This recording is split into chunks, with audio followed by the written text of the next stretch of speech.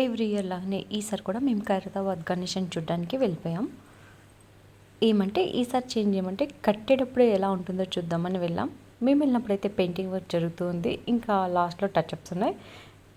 ఎంత బాగుంటుందంటే ఇక్కడ విగ్రహం నేను చూసిన వాటిలో ఇది చాలా బాగుండే విగ్రహం. ఇంత హైట్ ఉన్న విగ్రహాన్ని అయితే నేను ఎప్పుడూ చూడలేదు. ఇక్కడ ఒక్కటే చూస్తున్నాను ఇంత హైట్ పెట్టడం. మీరు ఎవరైనా ఇంతకన్నా హైట్ ఉండే విగ్రహాన్ని చూస్తుంటే కామెంట్ చేయండి. ఈ విగ్రహాన్ని అయితే ఇక్కడ ఉంచే తయారు చేసేస్తారు.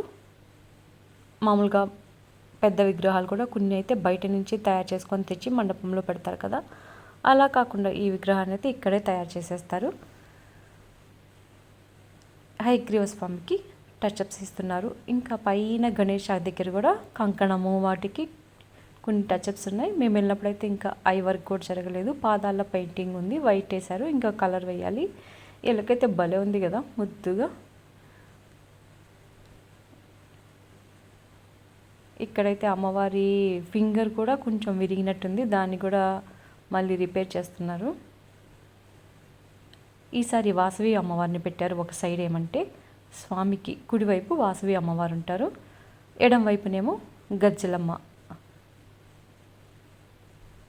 ఇంకా స్వామివారి పాదాల పక్కనేమో హయగ్రీవ స్వామి అమ్మవారు ఉంటారు.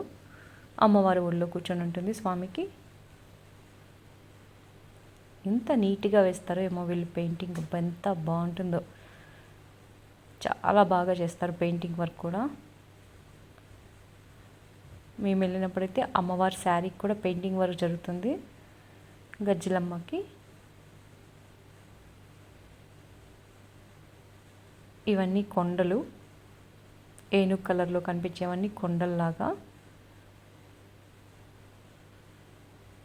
ఇలా కర్రలన్నీ కట్టున్నారు. ఒక్కో ఫ్లోర్లో ఒక్క వర్క్ జరుగుతూ ఉంటుంది.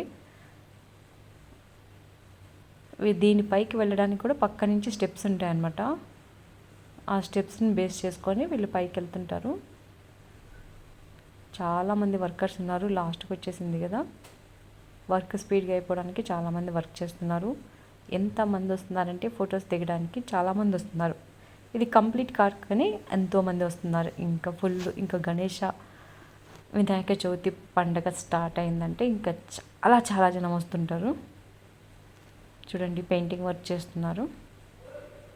పింక్ శారీకి మళ్ళీ సెకండ్ టైం వేస్తున్నారు షేడింగ్ వర్క్ లాగా.